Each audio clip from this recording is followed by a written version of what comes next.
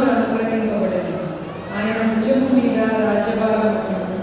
ఆశ్చర్యకరుడును, ఆలోచనకర్త, బలవంతుడైన దేవుడు, నిత్యుడకు తండ్రి, సమాధానకర్తయకు అధిపతి అని అతనికి పేరు పెట్టబడింది. ఇది మొదలుకొని మితి లేకుండా దానికి వృద్ధియు క్షేమము కలిగినట్లు సర్వకాలము దావీదు సింహాసనము రాజ్యమును నియమించును. న్యాయము వలనను నీతి వలనను రాజ్యమును స్థిరపరచుటకు ఆయన సింహాసనాసీనుడై రాజ్య పరిపాలన చేయును. సైన్యములకు అధిపతి అవి